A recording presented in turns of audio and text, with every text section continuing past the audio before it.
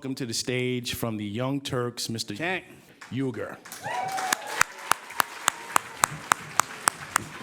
Cenk.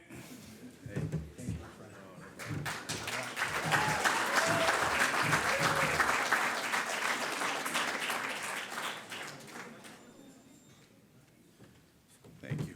I don't know why they take the picture from down there. You're going to give me 3 chins.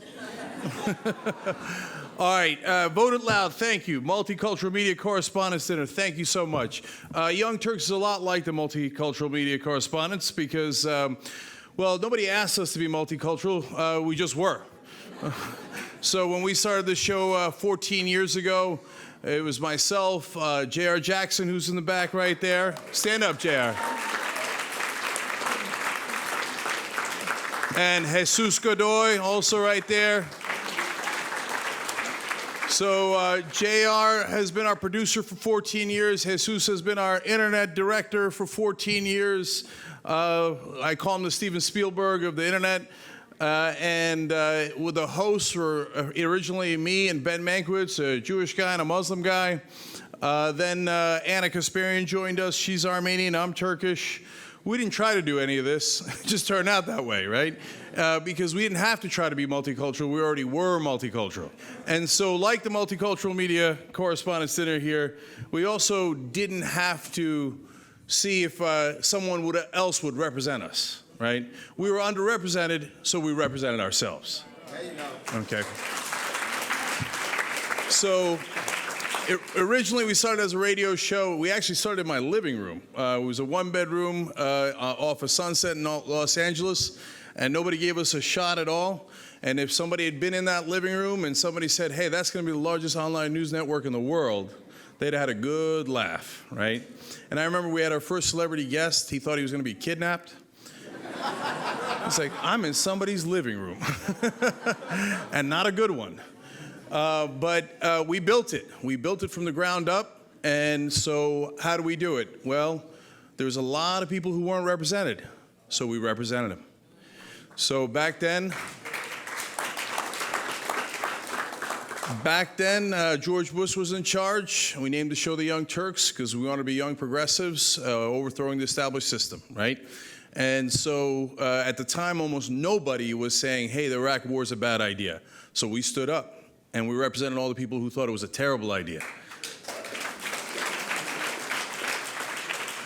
And it turns out there was a lot of them, right? And then we represented progressives who were underrepresented in the media. So, well, nobody was doing it. So I said, hey, I'll raise my hand. Why don't we do it, right? And JR and Jesus and myself and Ben and Anna and Dave and everybody else that joined us, we were a couple of guys in the beginning, but now we're 60 people. Now we are the largest online news org. I say that, and people say, really? Yeah, we're larger than CNN online. I used to be an MSNBC host. At the time, I used to get 700,000 people a night. You know how many we get today? We get 7 million a day.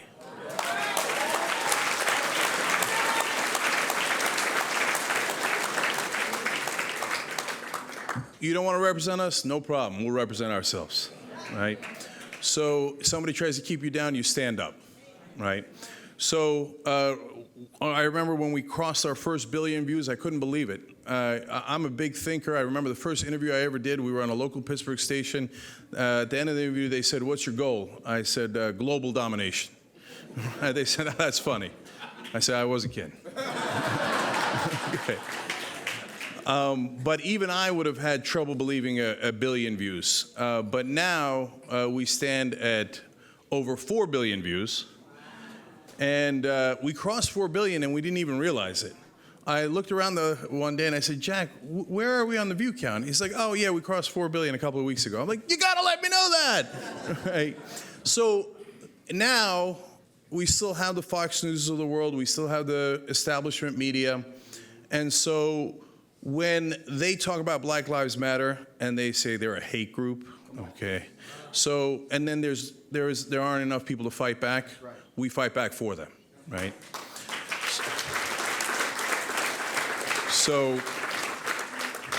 when I had a former Baltimore cop on the show, and first thing he said to me really struck me. Michael A. Wood Jr., he's a really brave guy. He stopped being on the force, and he said, I said, so are all the stories that you hear from the black community true about all the police abuse, et cetera? He said, did you think all the black people in the country were lying for 100 years straight? He said, no, of course they're true. And he said, if I worked in a rich white area, and he's white, he said, if I worked in a rich white area, we'd have to go to the poor black areas to do the arrests because we knew it wasn't going to be any judge's son, right? So that's how the powerless gets stepped on, but not on our watch, okay?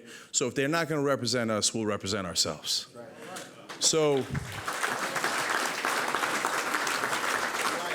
and the biggest compliment I ever get is when people come up to me and say, thank you for being our voice. And that feels so good, and that feels so powerful, and all the money in the world can't equal that. Right. And so sometimes somebody will come up and say, you're my voice. Another one will come up and you say, you're my mom's voice. Say, she's been waiting for somebody like you guys to step up and talk about things like this. And I wouldn't trade it for the world. So what I'm going to ask all you guys to do is to do the same thing. Right. So if somebody doesn't represent you, you represent yourself. Okay?